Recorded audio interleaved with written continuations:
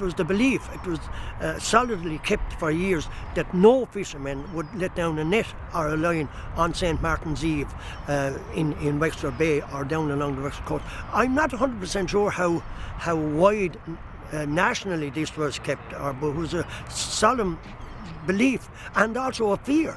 There was a fear that they wouldn't go fishing, and of course on that tragedy then way back in 1702, it proved that this wasn't to be done, it wasn't to be broken, you know what I mean? And the Wexford people held it well for all that long time.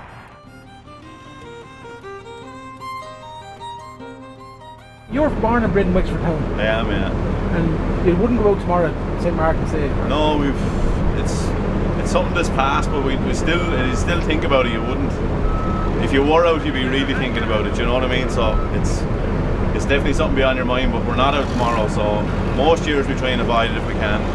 We won't be superstitious, like, so it has to be kept to, I suppose. If we had to, we'd go, but we don't have to, so we'll pass it tomorrow.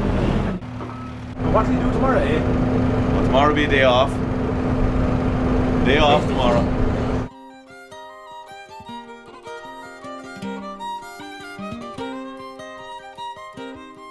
My father had an experience here, a bad experience on it here one year with himself, Noel Scallon, Albert Scallon in one boat, small boats for fishing out of it. I suppose the same type of boats they was using. Oh yeah. Barney Doherty and his son Andrew, all in smaller boats as well, and they went out.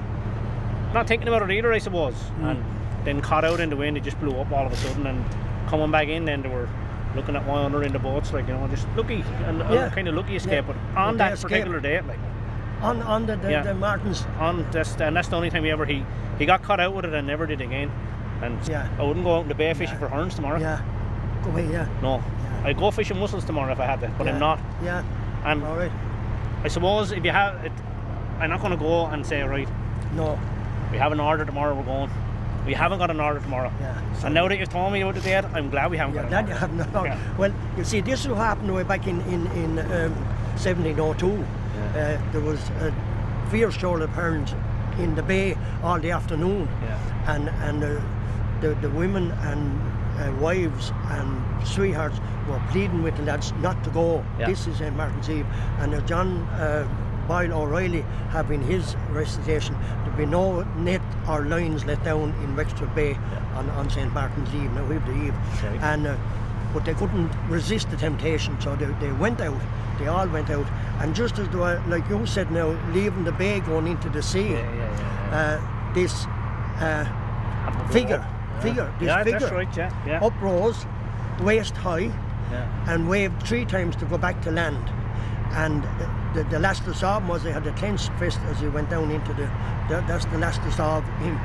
And 2 of the boats heeded the warning and went back, and the rest of them went, and between the weight of all the herons they had, and was a sudden storm blew up as well. Yeah. They were all, and the next day there was 70 corpses strewn along the bay.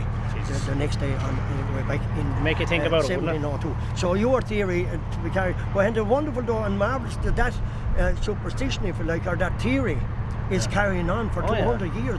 There's 300 years now, you see. Well, I don't care who you are, what fisherman you are, whether you're superstitious or not. If you have knowledge of this tale and this story, that's in the back of your mind. Yeah. Whether you're superstitious or not. And I am a little bit superstitious. But of course superstitions now don't carry as much as they did, you know. You'll find all fishermen are superstitious somewhere. Would they? And if they're not, they're liars.